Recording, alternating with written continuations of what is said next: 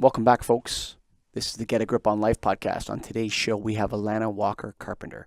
She is the CEO of Intriciti. Intriciti is an organization that helps people express their faith in the corporate world, which is really interesting. We had a great chat. I hope you enjoy it. Alana, thank you for coming on the show. Look forward to seeing you again. Alana Walker Carpenter, welcome to the Get a Grip on Life podcast. Thank you for having me. No, it's my pleasure. So tell me a little bit about, let's just sort of set the Thanksgiving table for the audience. Who is Alana Walker Carpenter in terms of how her career got started?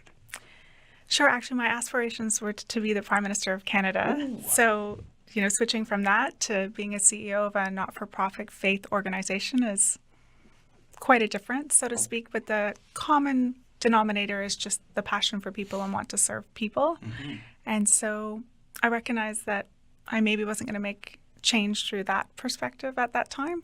So graduated, took a postgrad in human resources. For the first 5 years of my career was in human resources, Mm-hmm. and then transitioned out. When I first started into more formalized ministry, I started working with women. If you can imagine, it was the year 2000, and there were business ministries, but everything focused in on men. Mm-hmm. And then in 2004, we launched Intriciti because we found that so many men were gravitating towards us. We wanted to create an organization that would service both men and women. Mm-hmm. And when you launched it in 2004, Intriciti? Correct. And so is that when you packed up the goal of becoming the Prime Minister, or do you still have it in the back of your head there a little bit? In many ways, it's packed up, but Yeah. I certainly have a passion for politics, but I let it lie on the doorstep. And actually, really, most people don't know my political affiliations because I want to create a safe space. And the more you expose... So I was in Britain last week, and again, I'm not going to talk about specific politics, but I noticed that our Prime Minister found himself on the front cover of the Financial Times of England, of London. I thought that's a tough thing to do. And I just thought to myself, my number one emotion at that moment was I felt bad for him. Yeah. And the reason why is that it's a tough job to be the Prime Minister of Canada. I have a hard time running 30 people here. I mean, how many people work for Intriciti, Alana? We're a small boutique organization, highly driven by volunteers. Right. So, I'm sure it's very stressful running Intriciti at times. And then to say, one day I'm just going to be the Prime Minister, that's like this, I'm going to jump in the Shark Tank for fun today and see what happens, I kind of felt bad for him. One of the prime ministers has said has deeply impressed me right now, and I can't get my eyes off of her, is the Prime Minister of New Zealand. Yeah, she's been a very interesting person to watch right now. Her empathy, her compassion. Mm-hmm. She's a leader to world leaders. Mm. Angela Merkel was that for a while, they keep getting sucked back into politics. They emerge as these leaders for a bit, and then they get sucked back into politics. And that's why I think a lot of good people avoid politics, Alana, because there's something dirty about it that you can't get away from. And I think a lot of people would say business is dirty, right? Maybe. Right? The perception is greed and power and... No, I think that those are, it depends on what you mean. If business is about lining your pockets, then sure, then you can include that. But to me, that's not entrepreneurship at all. Oh, I would concur. And I just think that that's, in many perspectives, the media's message. Right. Right? Because that's what sells. The compassion stories. Yes. The leading well doesn't make the front cover. Well, it's interesting. I was in Scotland last week, and I was talking to this young man who was 19, and I said, leadership is an interesting thing nowadays, and there's tons of great leaders in Scotland. And he said, no, there isn't. All I hear about is bad leaders. And I said, that's because good leadership goes unnoticed largely. I concur with that. And he said, no, but I don't see it. And he's like, oh, I just proved your point. I'm like, exactly. Scotland has tons of good leaders. They're just doing their jobs and every day. And so how does Intriciti help people lead? Well, it's not a cookie cutter approach. We recognize that everybody's an individual, right? So It depends on what their needs are and how they're looking to lead. And going back, it depends on whether somebody's part of an organization, whether somebody's an entrepreneur, because their opportunity to lead and to influence is quite different based on the boundaries and structure that they're operating within.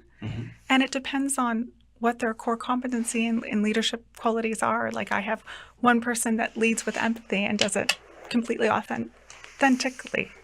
Other people lead with compassion. Like, it really just depends on who they are, what their mission of their organization is, and what the desired outcome is. It's interesting. I would say that Intriciti is geared more towards female leaders than male leaders. It depends what practice area it is. So Intriciti has 5 different practices. So events, coaching, leadership development, roundtable discussions, and philanthropic initiatives. Okay. Some practices garner towards more men, others towards women. See, and the other thing too is like I think there's like a feminine and masculine at play as well in all of us. You know what I mean? And it's interesting when somebody talks about leadership and they say they lead with empathy. I find that deeply interesting. Like, I have no idea what that's about from my perspective. I'm empathetic, but I don't know about leading with empathy. Tell me a little about that. It's interesting because I was coaching a young woman, and that's what her leadership style and trait, Wow. like, that's hers, but she didn't want it to be. Oh, Right. I see. And if I look back on my younger years of leadership, that's probably not how I would have chosen to lead, because I wanted to make sure I was at the boardroom table with the men and had my place. Sure. But now I'm much more comfortable leading in the style that I feel that motivates and influences people. Yeah, Margaret Thatcher was a special woman in that regard, that she was kind of like a man amongst men in some ways in her leadership style. Her leadership style was extremely masculine, in that typical masculine frame of set. I'm tougher than you. I'll never back down, this kind of thing. And I think the world is opening up to female leadership in a different sense. Absolutely, across the board. Huh. You just see females rising, Yeah. influencing. There's still a bit of an old boys club. Right. I see it more in the social settings as opposed to the boardroom settings, like what you're invited into. Right. But you know what? We can't use our sex as an excuse. Like, Well, maybe men don't want to hang around women all the time either. That- I think there's absolutely nothing wrong with that, actually. I agree, and I think women want to do their own things Yeah. too, right? I think sometimes there's spaces that you want to be all women. Like, for example, my wife really likes to work out at an all-women gym. Yeah. There's certain clubs in Toronto that, in order to get around that, they made the whole club the change room. The entire club's a change room. Anyone can join, right? But it's a one big change room, right? So people, I don't think it's right to break down all barriers. And I think we have the opportunity to learn from one another too. Right. And the other thing too, let me ask you this. Yeah. And I'm very interested in feminism because no one will tell me what it is. I did a paper in university. Did you? Yeah, on Christian feminism. Okay. I also was very interested in the topic, and my end lines were I just did not have an answer to the question. Mm-hmm. I think women want to be invited to the table. There's an equal place, and I think for someone, and they've tried to change who they are, I think it's just about having equal opportunities. I don't think men and women are equal. I think we have different giftings. Sure. And I think we need to capitalize on what we've been gifted with, Interesting. rather than trying to conform to something that isn't who we are. There's almost something like in some strain, it's almost like there's strands of feminism, right? From tyrannical to equal opportunity, say, at either ends of it. So let's say, we all want equal opportunity. Okay. And then there's like this tyranny feminism over here. And in between, there's all these little areas of that, which I look at and I'm not sure about. Do you find the same thing? Right. And that's with anything. That's with all the isms, really, right? All ideologies, eh? So tell me a little bit about this girl who was trying to change her leadership style and that actually ended up doubling down on the empathetic. Yeah, and has eventually risen. Wow. To use that and to capitalize it and to use it to her advantage. When you're saying empathy, so she actually literally tries to place herself in her employees or the person that she's in charge of perspective and look at it from that angle first. Correct. That's not a bad leadership style at all. No, not at actually. all. But I think you look at a lot of the examples, decades ago, which is probably why Margaret Thatcher felt like she needed to act the way she Sure. acted. Those were the examples. Those were the people that are rising to the top. And I think you can rise to the top by embodying other leadership characteristics. And the men and women that I work with each day embody so many of those characteristics. They really are servant leaders. Sure. I'm reading a book on the history of, it's called The 33 Strategies of War. I'm very interested in this sort of stuff. But you wouldn't believe, like now that you say empathy, there's a lot of that in Napoleon Bonaparte, actually. So at certain times in certain battles, he would literally run to the front of the line and help them load their cannons and eat dinner with his troops out of the cans and stuff like that, and really try to get to know his people. So that's interesting that you call it empathy. I like what you said there. You get to know your people. Sure. Right? Because everybody's motivated by different things. Everybody comes to work with a story. Yeah. And everybody's story is unique. Everybody is, we have these kind of one-size-fits-all reward and compensation programs, but, everybody is different. Yeah, for unique, sure. Individual. And there's actually a real place for the acceptance of that in leadership, actually. Sometimes that's a bad thing when you try to tell everybody that they're unique. Oh yeah, you're unique. Everyone wins first place and this kind of, there's like a bad, but when it comes to leadership, if somebody's struggling, you really have to look at them as an individual. Absolutely. And own it too, right? Yeah. It's like when somebody is struggling, it's not always that it's their performance. Have we provided adequate training, coaching for this person to be the very best they can be? Yeah. I'm thinking, like, when I look at it, I always look at it from this perspective. If you're miserable coming to my office every day, then you have an absolute responsibility to yourself and everybody else to quit. And it's not that important selling light bulbs here, right? There's something else for you out there. But if you take that from there and you say somebody's not performing, have we given them the tools that they need? Right? Have they been given a space where they're able to make mistakes and step back from them and analyze them a little bit? My very first corporate job, my manager said, everybody here is allowed to make a mistake once. Like, you can make a mistake multiple times in that area once, and we all learn from it and move on together. And it created such an entrepreneurial spirit within an organization. So I gotta know more about that. So they're only allowed one mistake? Like multiple mistakes, but only make that mistake once. once. The same mistake once. Yeah. Yes, I totally agree with that. Yeah, and then let's just unpack it. Yeah, the creativity and the risk and. I wasn't sure what you were saying there. Yeah, I totally understand what you mean. Yeah. So you can make as many mistakes as you want, as long as I always call them mistakes of action, mistakes of inaction, mistakes of commission, mistakes of omission. I'll take a mistake of commission all day long, but a mistake of inaction, you look at the great armies of all time. It was always like, you're allowed to make mistakes as long as you're fighting the other side. You know what I mean? Yeah. When you're not fighting, or you're being afraid to act, or you're afraid to ride out, and there's a little cowardice in your inaction, in that omission, right? Commission, there's always a little courage or bravery or something in it. It's like, let's go make some mistakes. I've made 99 for every success. Absolutely. And think about, when people talk to you on a day-to-day basis, people are always, they want to say, what made you successful?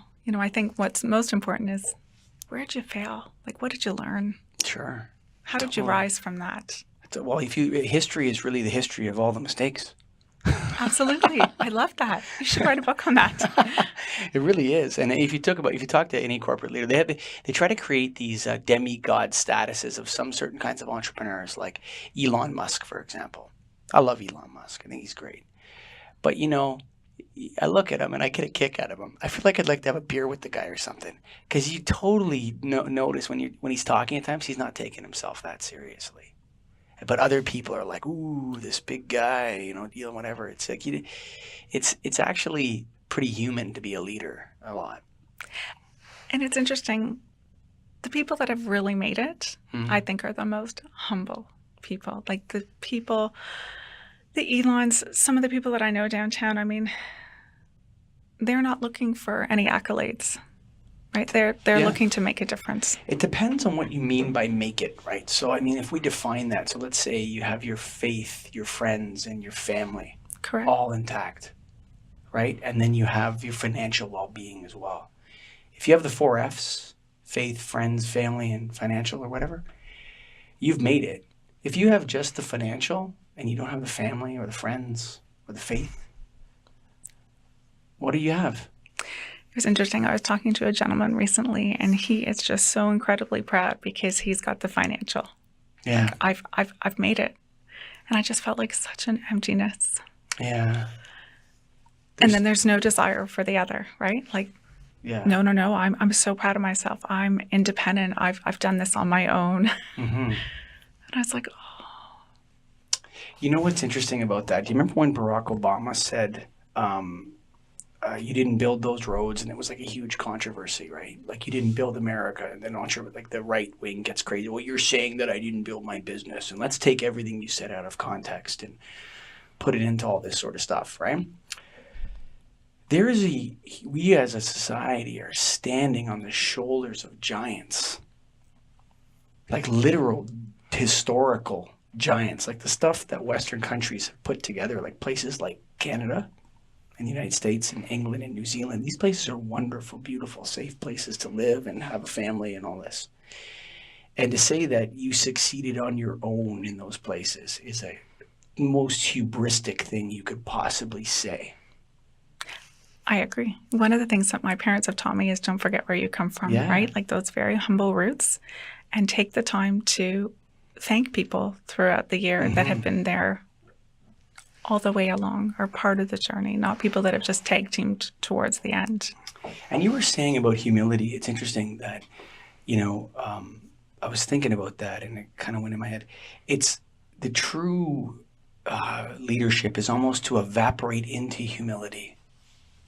And then when you think you're humble, you're no longer humble, right? When you feel like you aspire to it, you really aren't. Yeah. That's like you ever read that book, Murder in the Cathedral by T.S. Eliot? No.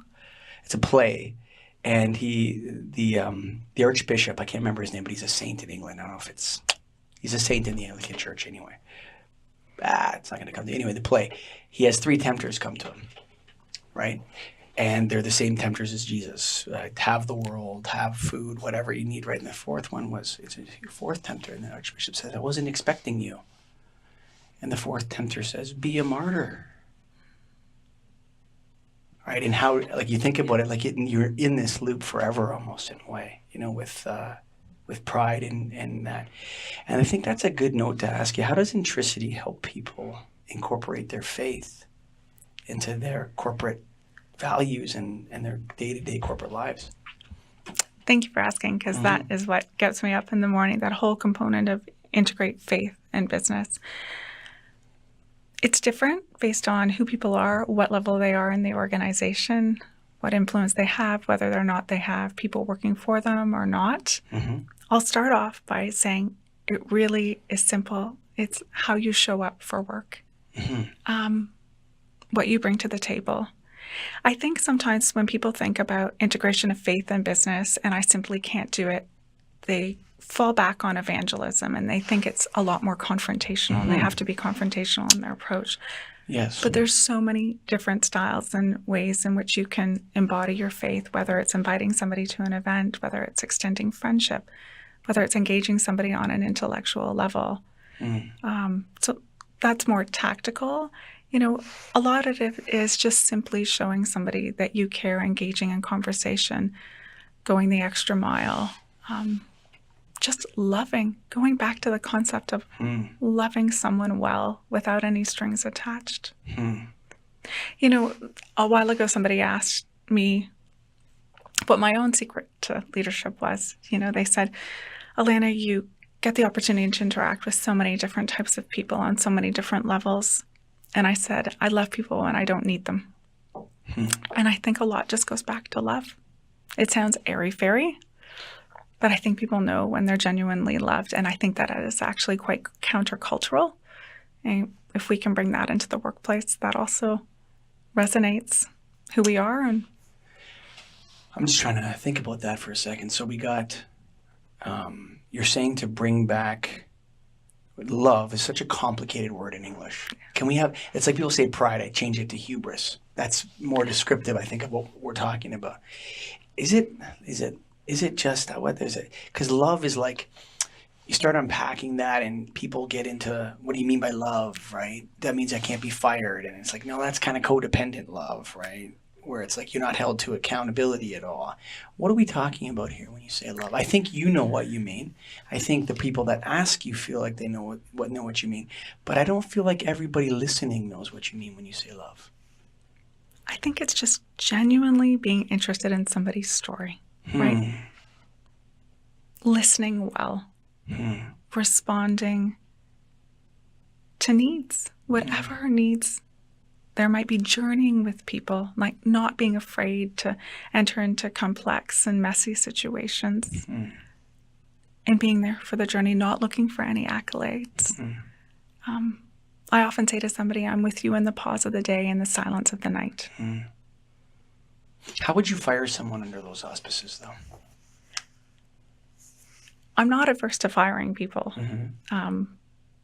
In fact, excellence is one of my core values, but I think sometimes the greatest gift we can give somebody is to set them free and let them go. I totally agree with you. And often as Christians, they feel the best thing is to retain that person, but if they're not performing, that person isn't doing well, your other employees are getting disgruntled, and allow them to flourish. We can fire well. We can hire well and we can fire well, right?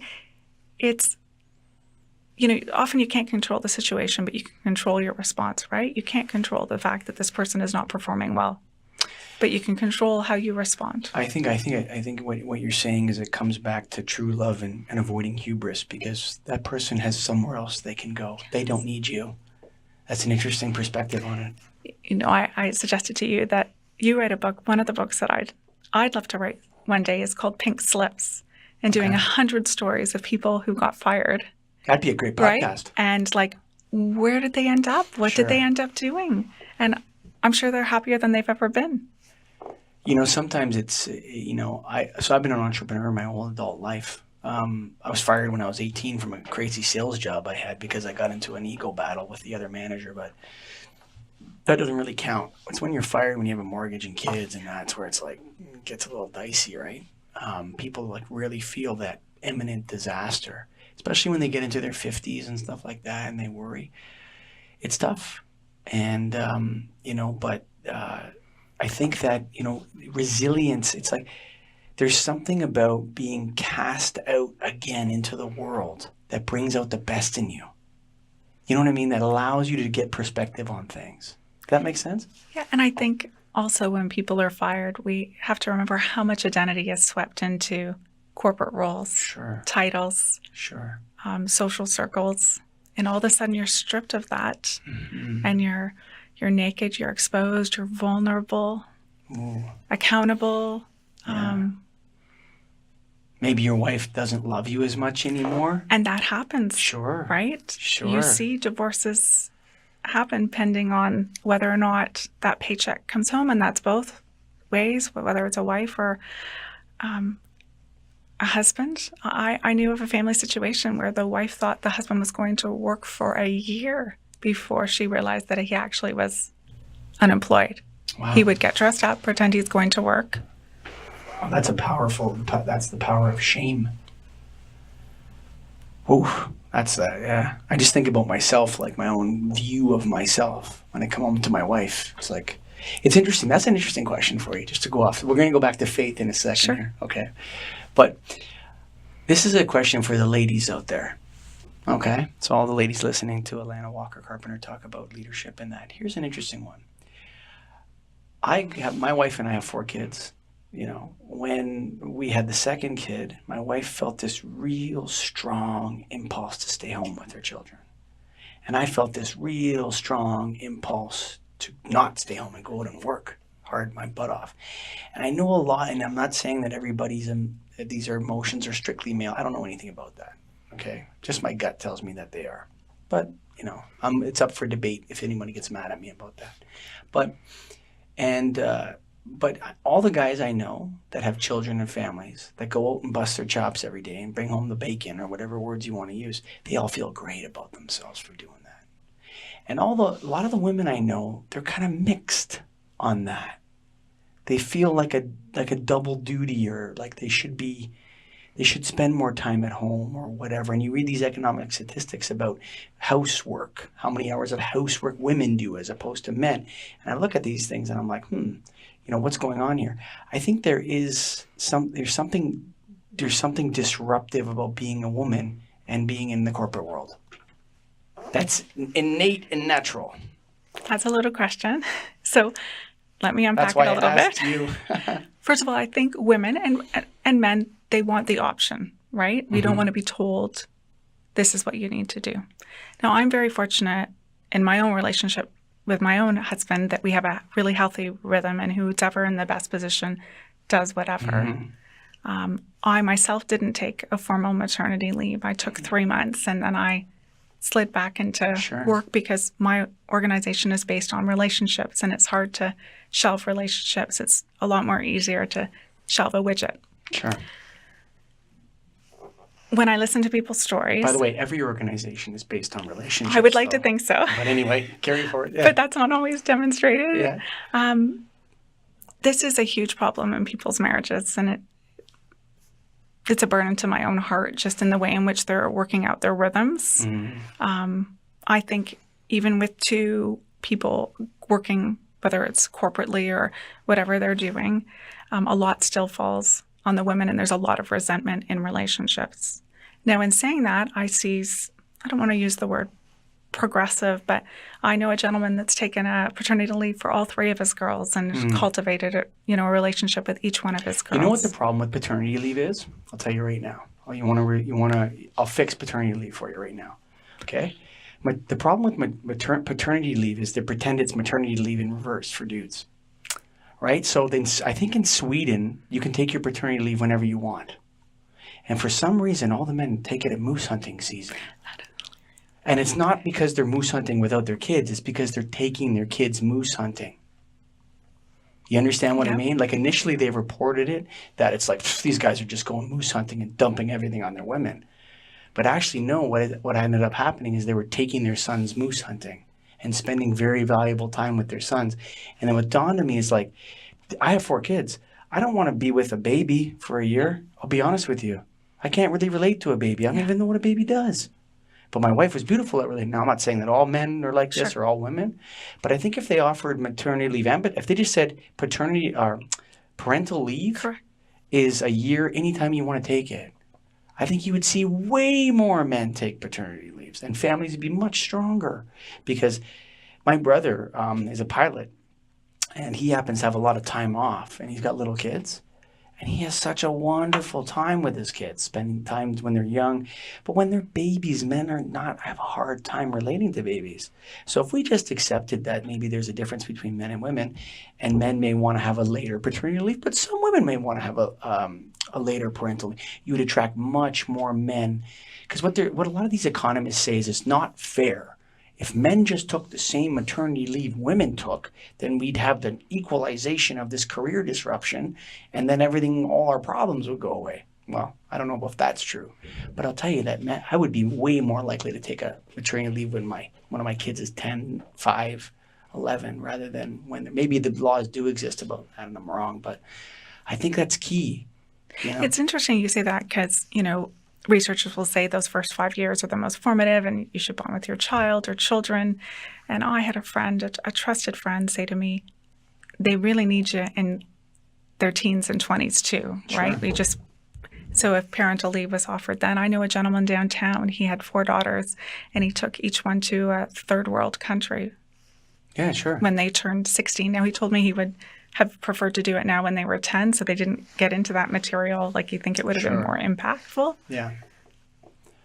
With the teenagers, you don't know, because there's today Alana, there's tomorrow Alana, and then there's 5 years from now Alana, right? And sometimes today and tomorrow Alana don't have the perspective of what 5 years from now Alana is going to be like. Future you matters too, right? Absolutely. And I don't think a lot of people really think about future them. My daughter was really mad and she was on her phone the whole time, or whatever these arguments you get in with as parents, right? But, it's like, yeah, you spend that time with them and talk to them. And I think it's important at any age to spend time, but I think we're on the same page with the parental. leave situation, that if it was more flexible, more people would take it.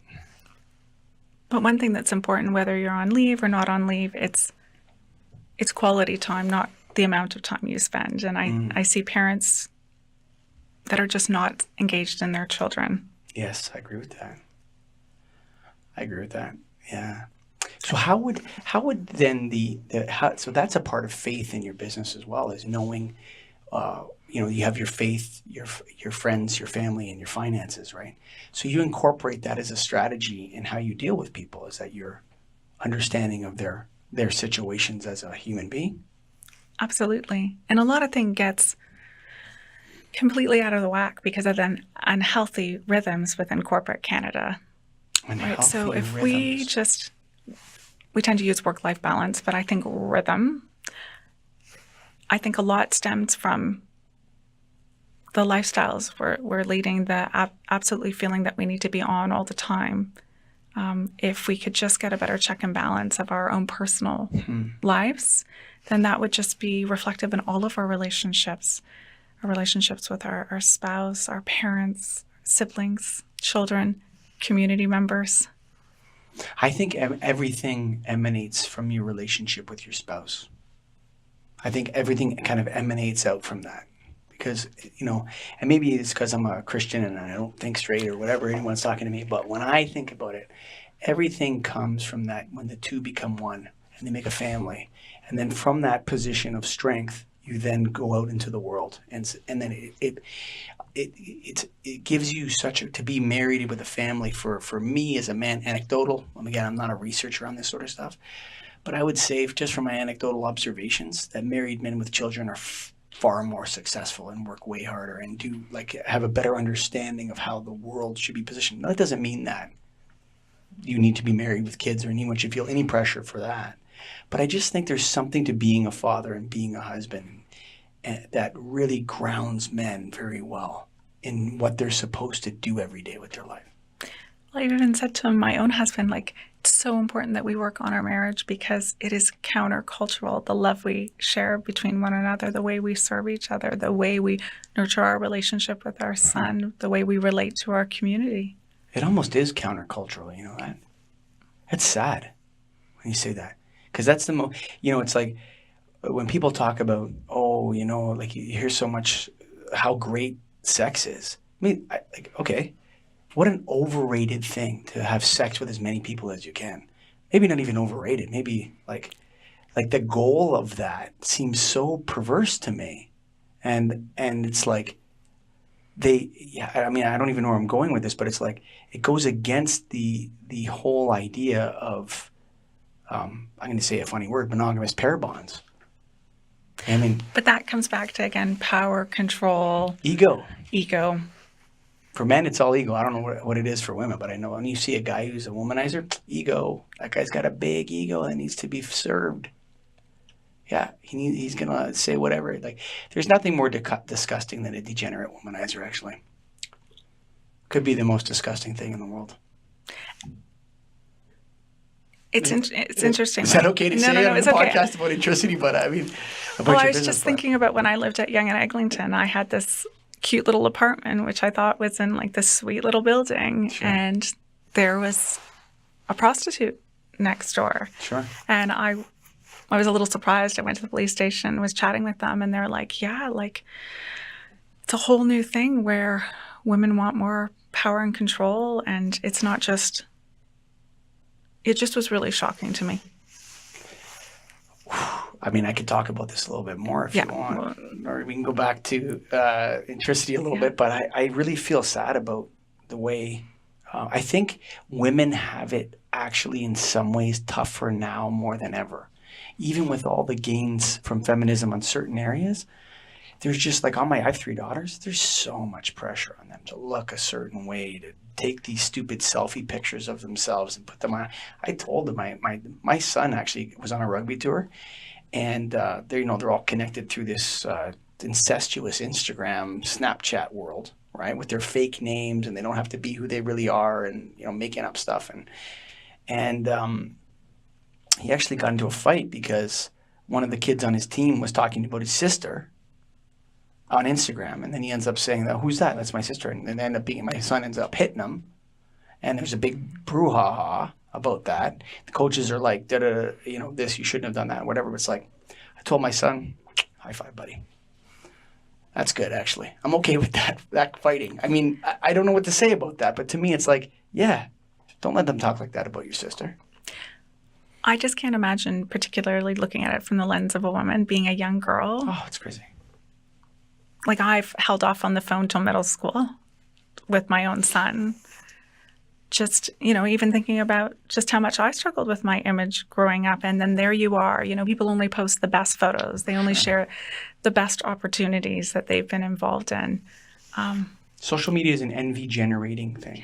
It's just so incredibly unhealthy. And that's why I don't have the statistics, but, mental health experts, are gently trying to persuade people not to engage if that's... So we had a device-free house until 3 years ago. Okay. And it just, we told our kids, this is what we told our kids, and all you parents out there listening, this trick doesn't work because they'll save their money. We told them that I'll never buy a device for you. One of these touch screen things. We'll never do it. But if you save your own money, you can buy your own device because that's your money. Guess what? They all saved their money and they all bought their own devices. And that's how it got into my house. And then now it's like a cat and mouse game between blocking it on the Wi-Fi router. We're way off topic here, but I mean, it's a tough time for these young women nowadays coming up. And I don't think the corporate world is their biggest enemy. How do you encourage them to have faith and then present those values in the corporate world? It takes courage to do that in some ways, which is why your company, Intriciti, exists. Yeah, and I think it's really hard for emerging leaders. We do so much for kids in their teens. We have so many programs, but we really, young people go to university, they go to college, and then we just release them. Yeah. That's it. You're on your own. Good luck. Little handshake. And the pressures they feel. To make money. To elevate their career, to get their first home, to find their spouse, and it's just, there's not contentment in it. Yeah. And they're not enjoying the journey. Like, where do you find joy in the journey? And then if you are a person of faith, if faith is an important aspect of your life, well, then how do you embody that? Like, there's just such a attention to it all. How do you even make space for church? When the expectations are that you're going to work this amount of hours and be available to the firm that you're working at, especially during the early years. So tell me about these rhythms.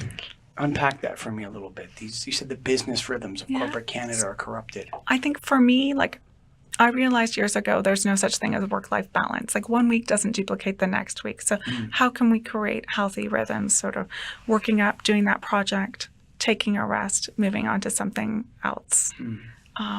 Really creating that space to think and to ponder, to be.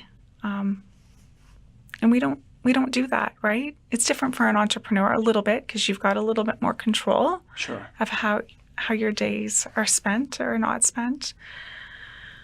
A lot of people are slaves to these organizations, right? And they'll cut you just like that. I'm seeing it more and more. People that have spent their whole lives with an organization, they're a year away from retirement and gone. That's a policy now, eh? I was talking to, so I have a human resources lawyer. So I have 30 people, so if 30 people, eventually you're going to get caught up in something, right? So she was telling me that it's like corporate policy now to fire people in their mid-50s rather than keep them till they retire because it's cheaper. Because they come back to bite you later on. I think there's a perverted, unhealthy relationship between employment, corporations, money, and how you rise through the ranks of corporations. Like, one of the things, a friend of mine is in a union board on a company that's union, but it's not a major company that's union. So it wouldn't make the press if they did anything. But every single president of the union subsequently went to work for management after. The last 3 or 4 or whatever, he was telling me. There's something wrong there, deeply wrong. And I think more than anything else, I think people need to wake up to their world and engage their values and their integrity. And from there, go out into the world and face it. And face the world from the strength that you were brought up with, your faith. Or find a faith and live it. And just because you don't have faith doesn't mean you're not values principled too, right? We can all go to corporate Canada. Sure.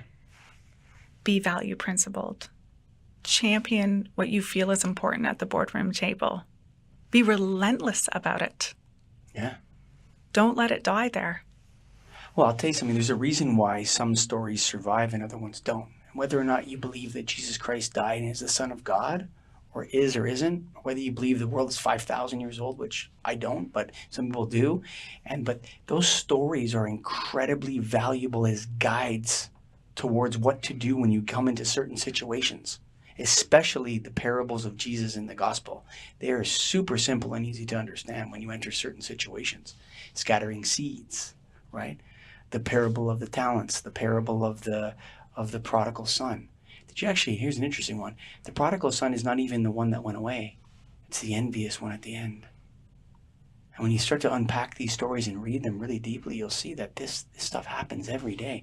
And the reason why they preserved all these stories from antiquity is not because people were mind manipulated in their heads and brainwashed. It's because they had meaning to those stories. Practical meaning in your life. And if you're abandoning your faith when you enter the business, I'm going to say something powerful here. I think it is anyway. If you abandon your values when you enter the corporate world, you're a coward. You're leaving behind the most important part of you, the part that corporation needs the most, actually, is your values. And so what? So what if they come into conflict with other people sometimes? That's the whole point. No? I don't know. Am I crazy here? No.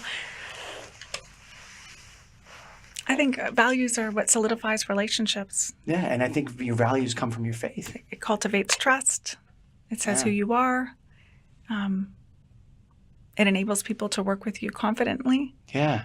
They know where you stand on something and that your word is when you say something. There's so much manipulation and backbiting and faction creating in corporations where people are up against one another, and then, they're trying this, and sometimes those things are good if they're going towards an entrepreneurial goal and you're competing within a corporation towards something. But a lot of times just backbiting and blaming and, seeking to receive the accolades of things that were not yours in the first place, and trying to steal glory or whatever. And that just goes to people's own insecurity, right? Their desire to, I loved the word that you used a couple of moments ago, trying to find meaning in it all, right? Yeah. Like if that's all they have, right? Yeah. If that's all they have, well, they're going to do anything to get it. Yeah. Right now, I believe that just leads to emptiness, and that pervades. Yeah. And that's why I'm so sold out to the aspect of bringing faith into the workplace, because it can be redeemed, right? Like the workplace can be redeemed. It can be redeemed, right? One person at a time can redeem it. So you're a person of faith, right? Correct. Right. So you believe in miracles? I do. Yeah, I 100% believe in miracles. And actually, you know what the other thing too is? This is an interesting question for you. Maybe you'll get cut out. I don't know. Do you believe in evil? Yes. Do you believe in Satan? Yes. Okay. Because he's at work in our society big time. And you can take all of the various angles you want, and what it comes down to is that his greatest trick is what? To convince you that he doesn't exist. And that's a question that people wrestle with all the time, whether you're a person of faith or not of faith, right? Sure. Good and evil. A common question that I got, I did the nation's 9/11 memorial on a number of occasions. Okay. Where was God in that, right? Like thinking like this is evil. Where is he within those situations? Sure. Right? And he's ever present, right? He was there in the rubble. He was there with the emergency workers. Like, we have to do a complete reframe to find it, because our minds are going to get fogged with the other side, right? Yeah, carry on. I'm not going to. No, and the enemy is crafty, right? He just yes. creeps. Totally. And on top of that, there's so the good people. This is an interesting. C.S. Lewis, I think, said this. The difference between good people and bad people is not that bad people don't do good and that good people don't do bad. It's that good people know the difference between good and evil. And bad people don't a lot of the time. They don't know that when you don't stand up for your values at work, and when you see your company's doing something wrong, if you don't make your stand in the boardroom or wherever you are and put up your hand and say, hey, this is not right. And I want to know why we're doing it this way or that way or whatever. I think that's at the fundamental crisis. And when people talk about, oh, well, where was God in 9/11? It's like, that's an egotistical statement, actually. People die. Sometimes people die. And sometimes people do heinous things to one another. And if 9/11 is your first example, you need to go read some history and see what the history of the world is filled with, actually. And that what we need is to not abandon God at the time we need him the most, actually. I think that's the gift of suffering when we suffer, right? Is that in our suffering, whether bringing it back to the workplace, whether it's a loss of relationship, whether it's a loss of job or dream, it's in our personal suffering where I think, we really drop to our knees. And how can we make that, in our time of celebration and joy, like how can we make that on par with one another? So God is ever present, 100%. It's interesting. I read one of the people that taught me more about God than anyone else is actually a non-Christian. Anyway, Luke, I love you, buddy. He's probably not listening to this, but he's a deeply spiritual person, and he's had a real struggle. And one of the things he always says is that your life, how do I put this the right way? Your life is very serious. Everything you do is serious, but you're not that important. And I always thought that's an interesting way to look at it. Is that you have to take your job as a father seriously. You have to take your job and there's endless depth in any job. You have to take it seriously. But you're not that important the whole time. This machine moves forward without you. The earth will continue to spin around the sun, the sun around the universe, without you or with you there, right? And I think a lot of people are lost in their own emotional pain and anguish and lack of perspectives. And the final point on that was that another thing he told me was that, if prayer, if it's true, can only be gratefulness for what is. Like all the asking and explaining, like having the universe or your God or your religion explain to you why you feel certain emotions is deeply hubristic, actually. You're alive, you're here. It's interesting. Last year, I had to take the year off recovering from a head injury. And my husband said to me, and it was so humbling to receive these words, he goes, isn't it humbling that God doesn't need you? Yeah, it's true. Right? You've chosen to collaborate with God over the years, but he doesn't need you. But what you do is serious. Yeah. But you're not that important. None of us are important. Yeah. What you do is serious. Like it's a distinction there, right? Yeah. Like everything you're doing matters immensely, and you can cause extreme harm in the world if you want to. If you want to become a destructive killer, like in New Zealand, what happened? Like, there's no Christian that's in favor of that. That's not the solution to any of our problems with anything. Killing people like that in a cowardly way. I mean, that's disgusting to me. But in times of crisis like that, that's when you need your faith. That's when you fall back on your faith, right? So you have this business here. Mm-hmm. You have 30 employees that work for you. Something like that. It's close. It goes up and down. You asked me about how I coach people to integrate their faith in business. What are some of the things that you do that differentiates yourself? How do you integrate your faith and business? How are you countercultural? Well, the first thing is I tell everybody that I'm a Christian. And they all know that. And whenever I buy dinner for my people, we pray over the dinner. And we say grace. And there's a couple people here that I'll pray with on a regular basis, but I don't. If people don't want to be involved with that, there's no necessity here. We're selling light bulbs. If you're good at selling light bulbs and you want to contribute meaningfully here, that's all we need. But when it comes to encouraging others, so I have a multi-faith business. I mean, I have some, the warehouse guy, he's a committed Muslim. So on Friday afternoons, he walks down to I don't know if it's a full mosque, but it's a prayer area they have close to here where he can go, and he has whatever time he needs to go do that. I had lots of electricians that we accommodated over the years. This is Toronto. Right. I mean, we're in Toronto. Okay. This is not, wherever. This is a multicultural city, and he's a good man. And if he wants to, to live his religion, and I'm quite happy to provide that accommodation for him, and for anybody else. But what we don't want, we don't want is proselytizing. What's that? How does that word go? Proselytizing, yeah. I've read it a million times. Okay, so all you listeners out there, sorry, whatever, I can't pronounce it, but you know what I mean, right? So I don't go up in front of my things and say, my people, and say, hey, this and that. But I will say something like, I'm a Christian.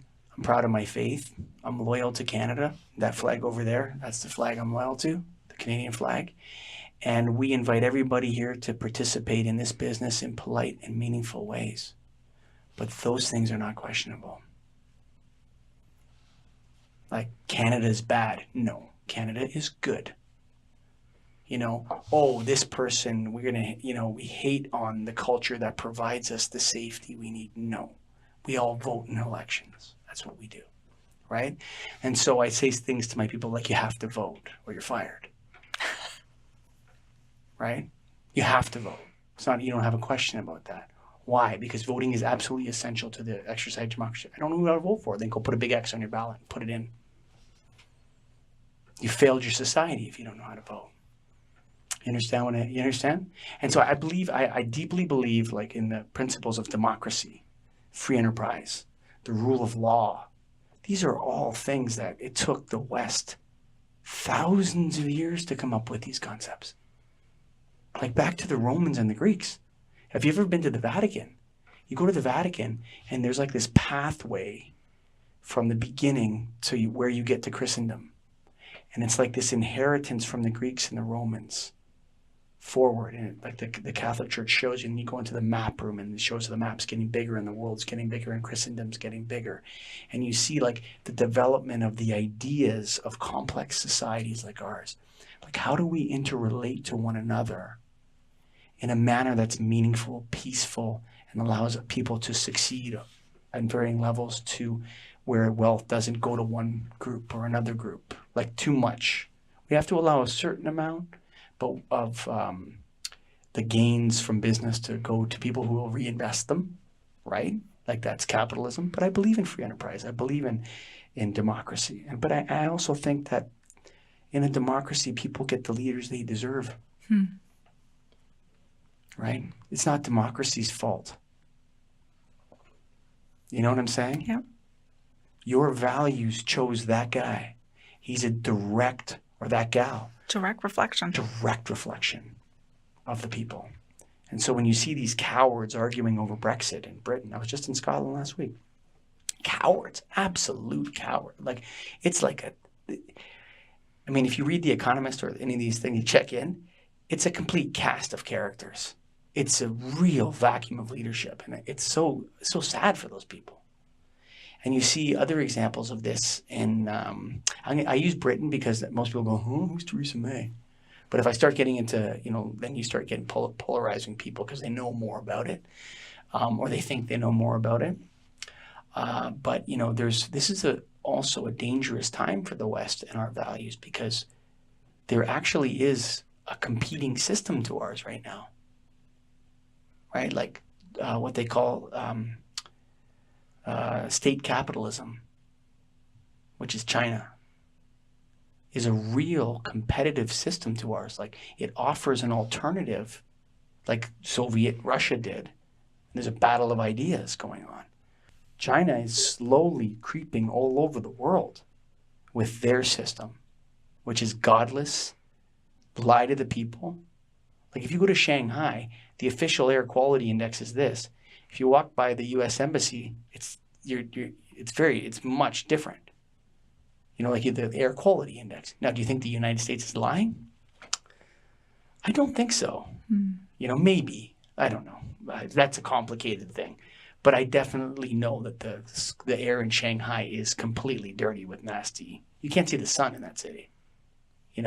So no, it's filled with London fog from the 1850s. It's so thick, the pollution from industry, that people can't breathe properly in that city. And 32 million people live there. And the American embassy says, no, the air quality is this. And the Chinese government says, no, it's this. Who's lying? I think it's the Chinese government that's lying. And I don't think they care, because they don't share our values. And those are Christian values from West. And it took us 2,500 years to figure out these values. And we abandon them at our peril, Alana. At our peril. And if we don't treat them with the kind of seriousness they deserve, with at least destroying your ballot, at least rip it up as a minimum to participate in this wonderful institution that's been handed down to you from people who fought for it for thousands of years. Serfs, slaves, peoples of all of Europe came up with this and gifted it to you, and you take it for granted like it's nothing. Well, when it's gone, guess what? You're going to miss it like crazy. And it might be gone, actually, in some countries. I don't know. Every time my husband and I vote, we bring our son with us. Yeah. We want him to realize that this is such a gift. Yes, for sure. And what we have as a nation. And it comes from, and if you doubt it, it comes right out of Christendom. If you think for 1 second that free enterprise, democracy, the rule of law, all these things are not wholly based in Christian principles. Oh, I'm a Protestant, I'm a Catholic, whatever. You're talking about the history of a people starting in Greece, moving to Rome, up into Christianity, and through all of Europe, the barbarian tribes, up into England and all this, then across the world. Oh, they colonized. Yes, there was a lot of problems with colonization. Yes, we're not talking about that specifically. What we're talking about is the values that preserve a wealth-creating nation moving forward in the world. Then people can cooperate without dictators and without fraud, and with being able to trust. You can write all the laws you want. Doesn't mean crap. It doesn't even mean crap. And you know what's interesting about Canada is as soon as you see a change in religion, you see a change in the laws. Because the laws have to reflect the religion of the people. Religion is not a question. You don't get to choose whether or not you're religious. You have a religion, whether you like it or not. It can be atheism. It can be secular atheism. It can be Islam. It can be Christianity. But whatever group is more powerful will be like, well, why do we have this law? Why do we have that law? You can write all you want on paper. It doesn't change anything, Alana. The values are real. The paper is paper. But they have to do that because the laws have to reflect the religion of the people.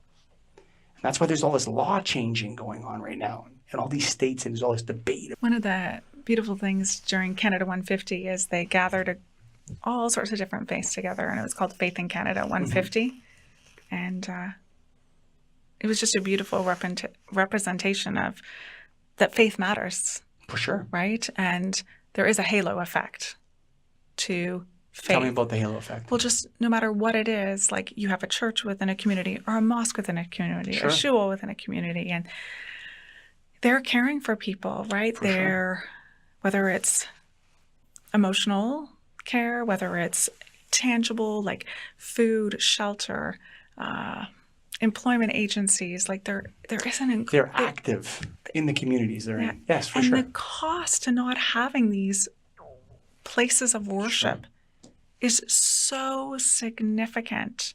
Yes. I start to get a little nervous that everybody's going to be losing their charitable status at some point, right? Charitable status to faith institution is going to no longer be, right? Yes. But we have to look at it is not just a place of worship, right? Yes. It is so much more. You know what's interesting that you bring that up? You bring up Islam and Judaism, for mm-hmm, example. You know what the difference between a religion and an ideology is? That's this is only my idea. It's just my idea.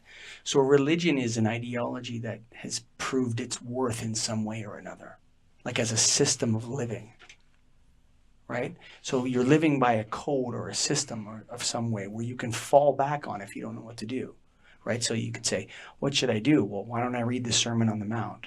Or what did what did my ancestors do? Let's go read the Torah to find out what our ancestors did in this situation when they were presented. You know what, this is like this. And I haven't read the Quran, and I've read little parts of it.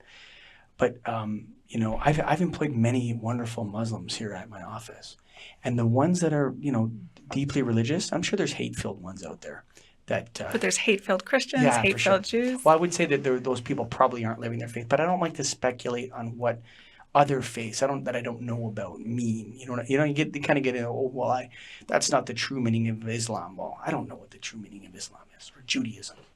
I know a little bit about Catholicism, maybe. I'll start from that perspective. But what I would say is the people that followed their faith were excellent employees. The ones that wanted to go to the mosque on Friday and say, hey, can I get the afternoon off, and then I'll work, a little longer on Monday, Tuesday, Wednesday, Thursday. Those were the best guys. Those are the best guys. And, I don't begrudge them there. If they say to me, look, I want to continue to live on a predictable system where I know what decisions I want to make with my life, I would nothing but empower that for sure. The problem is that in a lot of faith organizations, we haven't taught people critical thinking, right? We haven't taught people how to think. Like, what happens when something becomes gray? How do you process that? I mean, we're in a society where we can't sit still or sit silent. So there's very little time to think, and we react. Sure. But we need to sit and ponder and reflect and seek and pray and be and listen before we speak. I have a big problem with that. Okay, bring it on. No, I have a big problem with not listening enough. But that's why I have a podcast. No, but I think a lot of people have zero time. Like, okay, so let's say you say, look, I can't be a Catholic or whatever. I grew up Catholic. I can't deal with it. I can understand some people from that. I mean, the Catholic Church is one of the greatest institutions for good in the world. I just want to tell everybody out there right now, wonderful institution, great charities. They do lots of good things all over the world, okay? And for peace and everything. Oh, but they were part of the Holocaust. It's like, okay. It's a human institution, which means it fails all the time, okay? But I forgot my point. Faith. Oh, man, Catholic Church. Oh, I lost it. You're about to promote the Protestants. No, I'm just teasing you. No. I love. Hey, you know what? Martin Luther was certainly. There's a lot. Kierkegaard is a great Protestant. Actually, I think Kierkegaard was Protestant as well. You know that guy? Great philosopher. Hegel, Kierkegaard. Yeah. So there's lots of great Protestant. Actually, C.S. Lewis above them all. Probably my favorite. So, yeah. I mean, a lot of the whole Protestant Catholic. I lived in Belfast for a year. Okay. Like, what are you talking about? Going to kill each other or what? It's the most ridiculous thing I've ever heard. Like how much less of a Christian read anything in the New Testament. But it comes back to I'm right, you're wrong. Tribalism. Right? I'm right, you're wrong. I'm not going to sit. I'm not going to wrestle. I'm not going to think. Yeah. Oh, that's what you were talking about. How critical thinking. Yeah. That's what it is. So critical thinking. How do you That's what the humanities should be teaching in school. Like when you're reading Shakespeare, that's where you're learning critical thinking. When you're discussing history, and the kids are all hot because they think they know. So my kids come at me with like historical stuff, and they'll be like, "This is what happened." I'll be like, "Yeah, maybe a little bit, but that World War II was pretty complicated, actually. You got a lot to learn about it."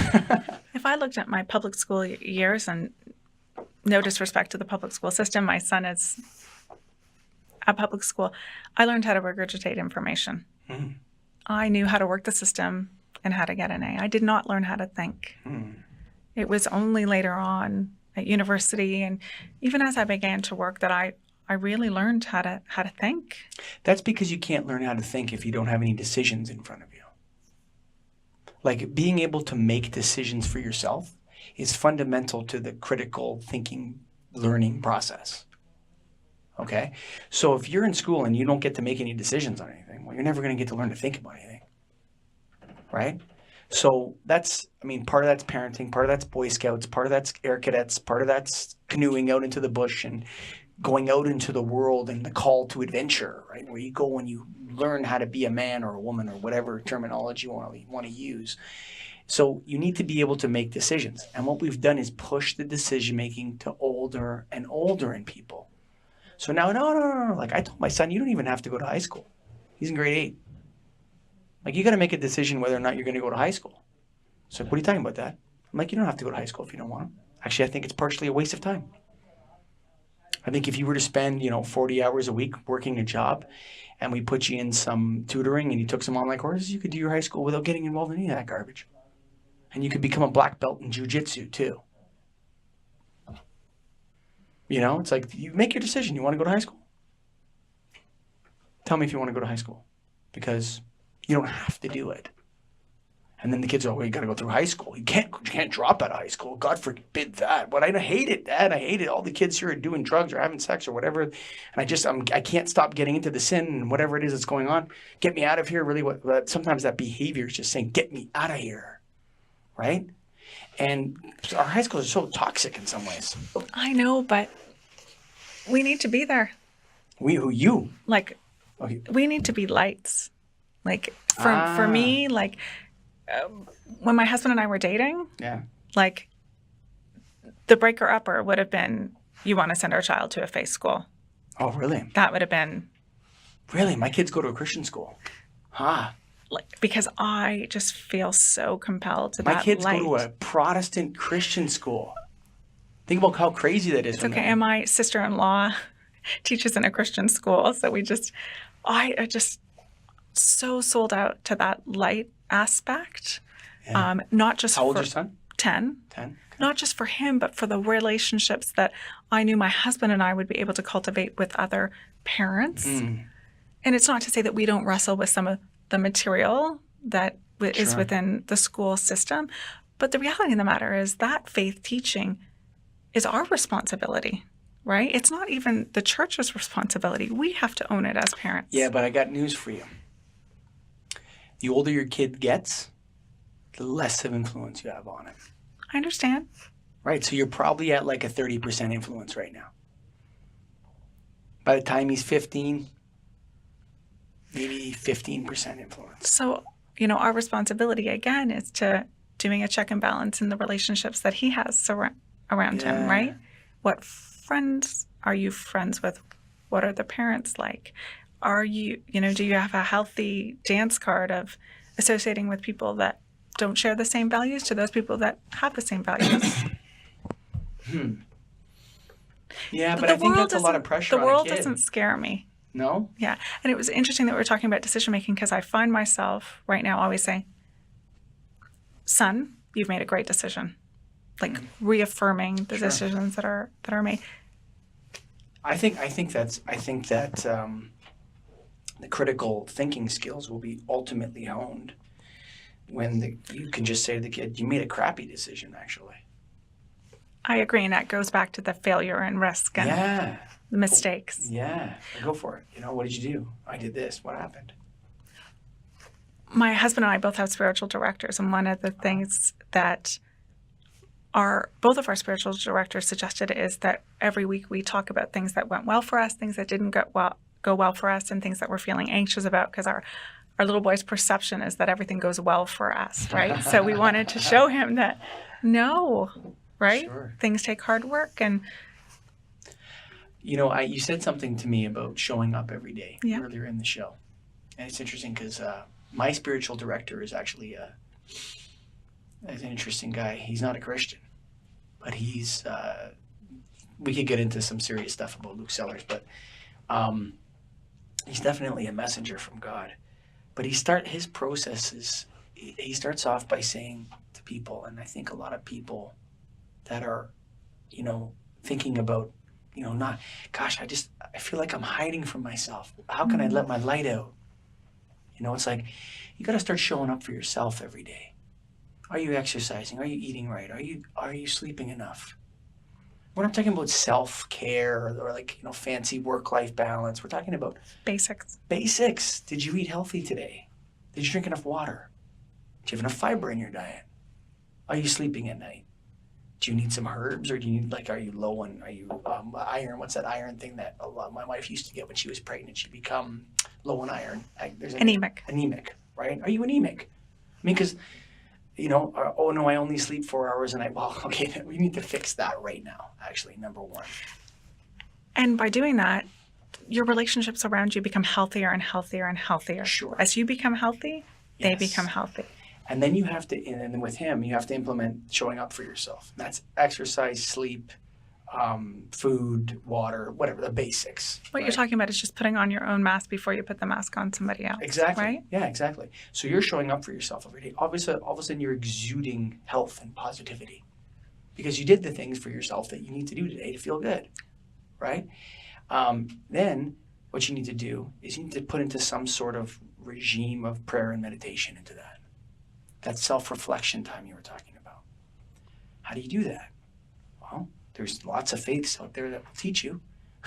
If you're a Muslim, they certainly show you how to pray and have some time with God and quiet time. Sometimes it's in a group. Sometimes, he'll come in here and do it if it's free and nice and quiet in here for him. Whatever you want to do, right? He prays every day. Or if you're a Christian, there's all these different systems, but you have to get out of yourself and into yourself at the same time.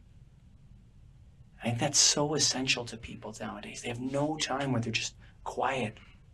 And I would say, even if you're a listener and you have no faith background or faith tendencies, just still sit silent. Give that gift to yourself by just being quiet.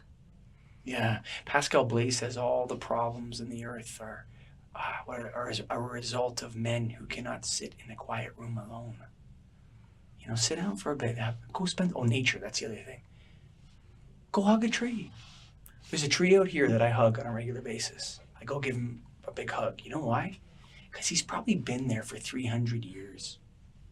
Giving oxygen to us, just sitting there and watch. He used to be in a forest, then he was in a farmer's field.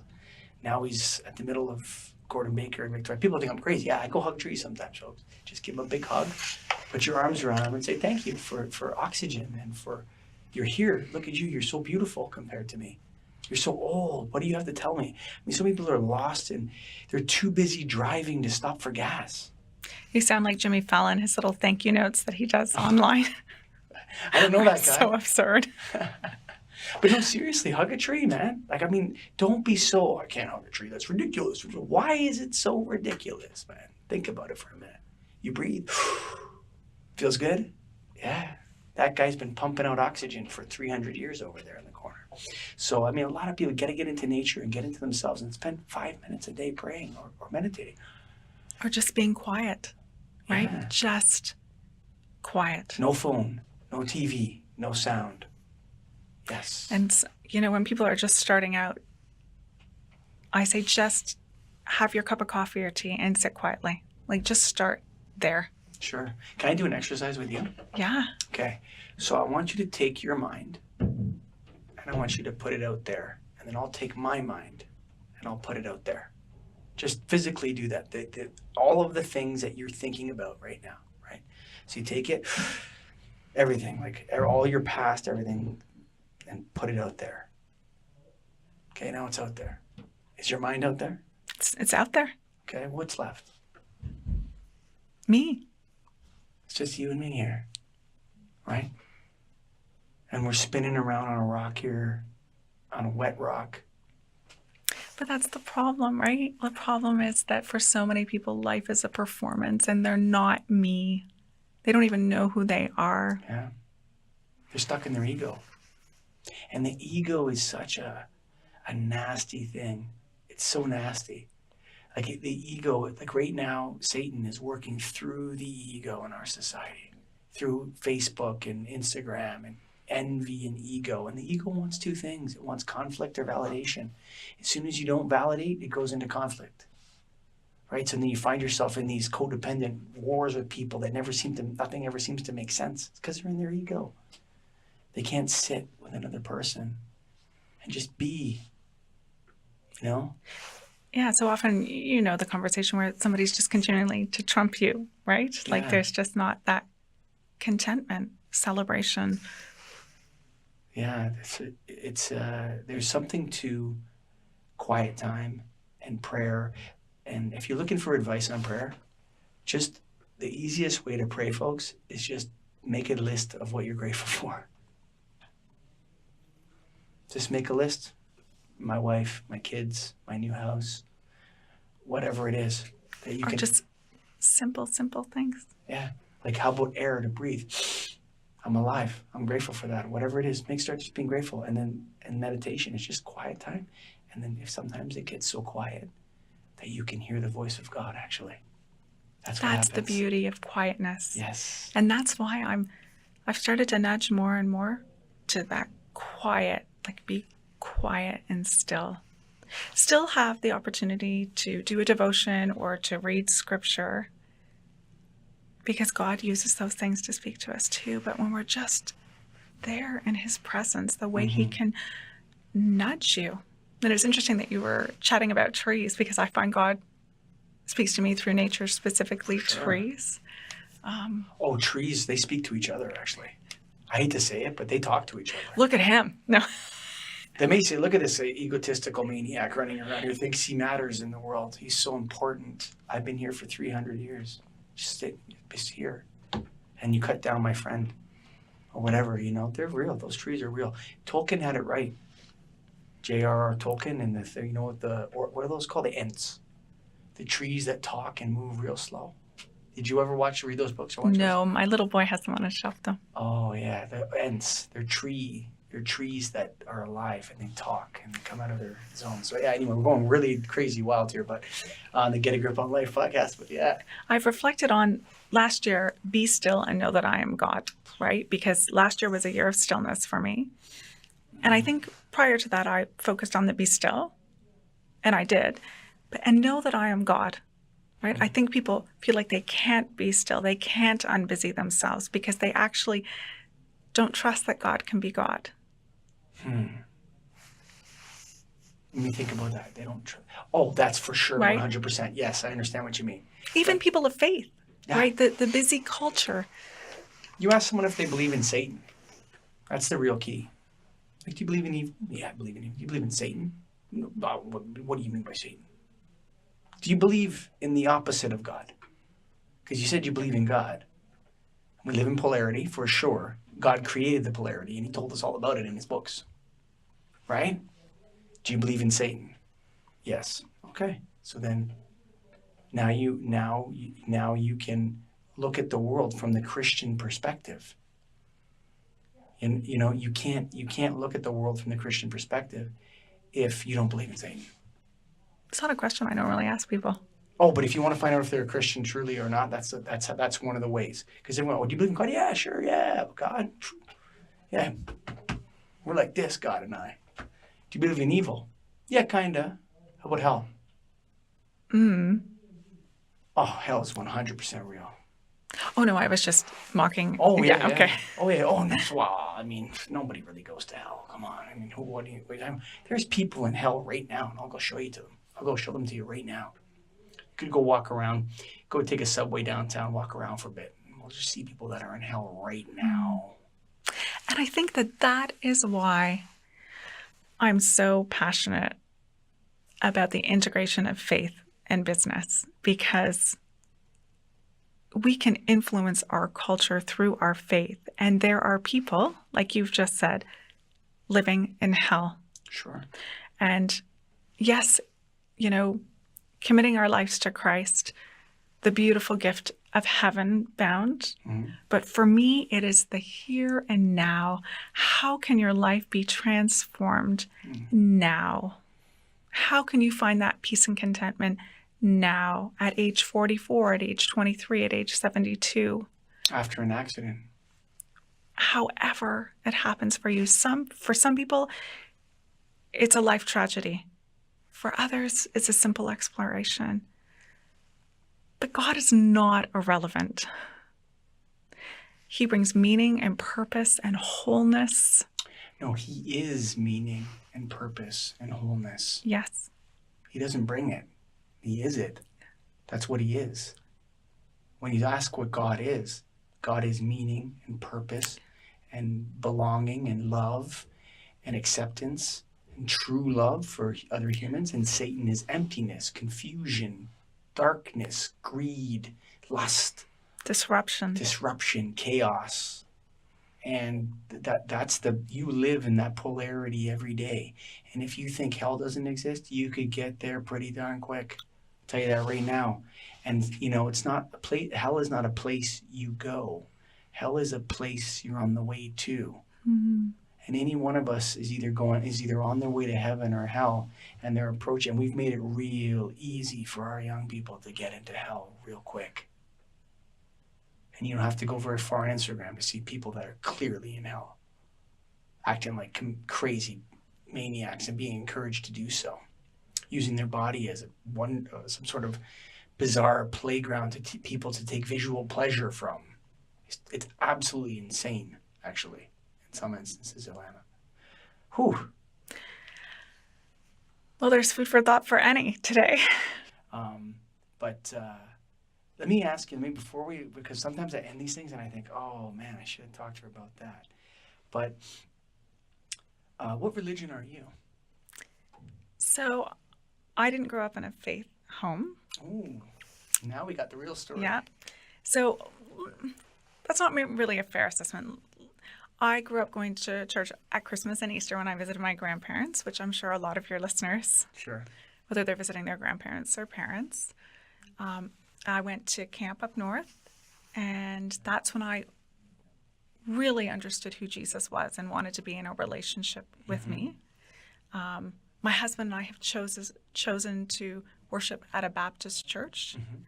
Our organization is eclectic and welcomes people from all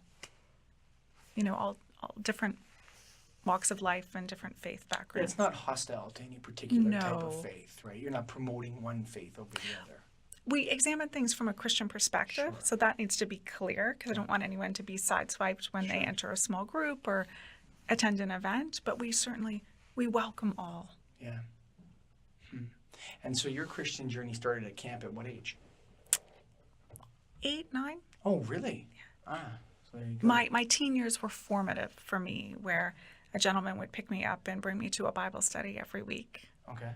And that's when I had the opportunity to really explore faith. And that's why I'm pretty easygoing about people being on a journey, because, mine was a journey. Nobody was telling me I had to believe this. This was by choice, by exploration. And there's future you, right? There is future me. And there's future other people. And I think if we look at the New Testament, Saul was the worst Christian persecutor you could have dreamed of or imagined. And then he became the greatest Christian. And I'm mindful, I try not to be too definite in my opinions. It's not that I don't believe in truths, but In truths. in truth, yeah. But there's different truths. Sure. We're saying the same thing. This could go Yes. sideways very quickly. Yeah, get into some weird apologetics or whatever. Yeah. But I want to leave space to dialogue with people, Yeah. right? I don't want anybody to ever feel that I'm so close-minded that I can't have a conversation. I've been thinking about different taglines. Obviously, our tagline is integration of faith and business, but we're journeying with people one conversation at a time. That's what this is about. And I don't think it's ever something profound I've said or referenced people to. I think it's how I've listened over the years. And in listening, you're loving. Back to love. You're a natural listener, actually. You are seductive with your listening. I don't know if seductive, you know what I mean when I say that, right? You have there's something that when I sit with you, you draw me out. I'm supposed to draw you out. That's my job. But then you're sitting there and you're making me tell you my faith story on my show. How dare you, Alana Walker Carpenter? You understand what I mean? That's basically what happened here in the last hour and 30 minutes. I kept trying to go back to you, and you kept bringing me back to me. It was a great conversation. But it fascinates me over the years. People will say, oh, that's the best conversation and I've had in a long time. And I think, I haven't gotten a word in edgewise. yeah. Right? Yeah. That's I think you got some words in edgewise here. I definitely got some words in.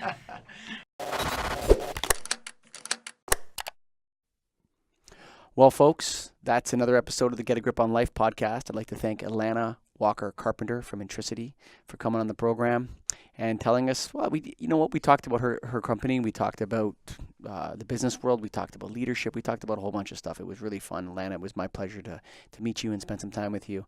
You should definitely start your own podcast. And folks, you know what? I'm very grateful for all you who listen to this. And it's been a wonderful journey. It's allowed me to meet so many wonderful people. So if you want to start your own podcast, if you want to create some digital media, go to getagripstudios.com. That is getagripstudios.com. Or come on down to 3800 Victoria Park Avenue in Toronto. Come on down, meet us. We'll hang out. We'll talk about what you want to do. Advice is always free. So go to getagripstudios.com. But in the meantime, take care. I'm very grateful for you listening.